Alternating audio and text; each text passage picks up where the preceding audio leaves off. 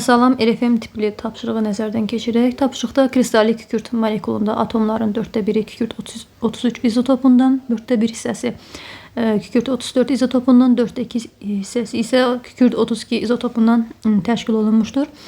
Bizdən molekuldakı neytron sayını tapmağı tələb eləyir.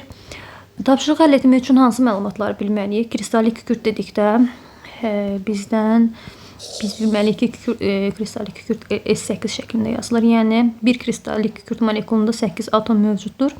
Ondan 1/4 kükürt 33 izotopuna məxsusdur. Yəni, 8-in 1/4 ikisi.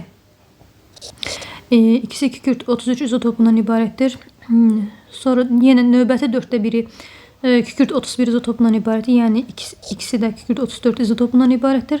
4/2-si, yəni 4 atom isə kükürt 32 izotopundan ibarətdir. Yəni, toplasaq yenə 8 atom edir. Neytron sayını tapmaq üçün isə biz kütlədən proton sayını çıxmalıyıq və bunun üçün də bilməliyik ki, yuxarıda yazılan rəqəm kütlədir, aşağıda yazılan rəqəm elementin sol aşağısına yazılan rəqəm proton sayıdır. Neytron sayını tapmaq üçün kütlədən protonu çıxırıq. Kütlədən 33-dən 16 çıxılıb 17, 34-dən 16 18, 32-dən 16 16 eləyir.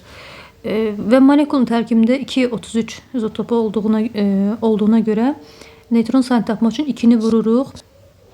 Neytron sayını, yəni kükürt 33 üçün neytron sayını toplayıram.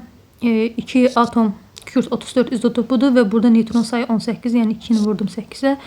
Və üzərinə gəlirəm 4 atom kükürt 32 izotopudur. 4-ü də vururam kükürt 32 izotopunda olan neytron sayını, yəni 16-ya. Tənliyi həll edirəm və buradan aldığım rəqəm 134 B variantı.